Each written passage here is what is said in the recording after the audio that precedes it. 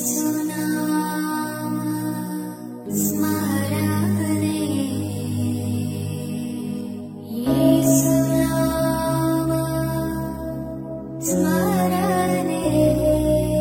The lord. యేసు నామ స్మరణ అనే ఉదయకాల కార్యక్రమానికి మీ అందరికీ ఆహ్వానం. ఈ ఉదయకాలం ఎలా ఉన్నారు? ప్రతిరోజు కూడా దేవుని యొక్క వాగ్దానాలు మనల్ని బలపరుస్తూ మనల్ని నడిపిస్తూ ఉంటున్నాయి.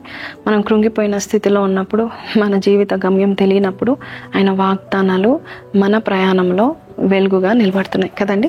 ఈరోజు కూడా ఒక చక్కటి వాగ్దానము, కీర్తనల 107 కీర్తన 30 వచనము. వారు కోరిన రేవునకు ఆయన వారిని నడిపించెను. నువ్వేమైనా దేవుని సన్నిధిలో నువ్వు కోరుకున్నట్లయితే వారు కోరిన రేవునకు నడిపిస్తారు. దేవాది దేవుని దగ్గర కోరుకునేవారుగా మనం ఉండాలి. కోరిన వాటిని, ఆశగల ప్రాణాన్ని తృప్తిపరిచే దేవుడు మనకు ఉన్నాడు. బైబిల్లో 2 వ్యక్తులు ఉన్నారండి. వారు ఆశీర్వాదం కొరకు పట్టుదలతో ప్రార్థన చేశారు, దేవుని వేడుకున్నారు, దేవుని యొద్ద కోరుకున్నారు.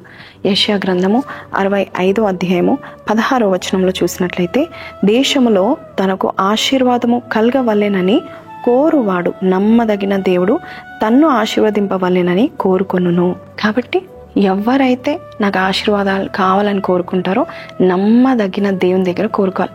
యబ్బేసు, యాకోబు వీళ్ళిరువురు పట్టుదలతో వారు కోరుకున్నారు, పొందుకున్నారని కూడా వాక్యం సెలవిస్తుంది. కాబట్టి నీ యొక్క శ్రమలు బట్టి నువ్వు ఏడుస్తున్నావా?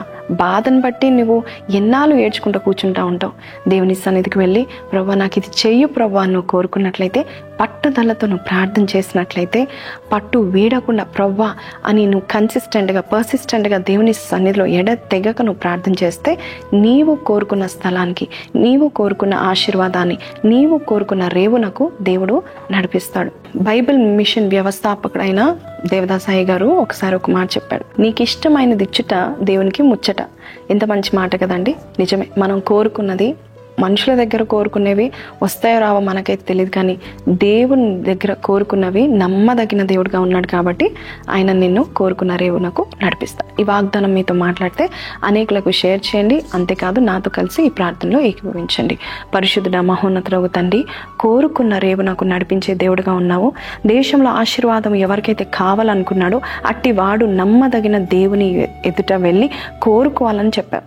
యాకోబు, యెబ్బేజులను చూపించి వారు కోరుకున్నది, పట్టుదలతో అడిగింది నీవు దయచేసావని చెప్పిన తండ్రి, ఈరోజు మేమందరం కూడా నిన్ను ఆశ్రయించే వారుగా చేసి, మేము కోరుకున్న వాటిని మేము పొందుకునే వారుగా మమ్మల్ని చేయమని యేసు పరిశుద్ధ నామములో అడిగి వేడుకొంచున్నాం తండ్రి, ఆమెన్. సో ప్రైజ్ లార్డ్ అండి. విన్నాం కదండి ఈ వాగ్దానము.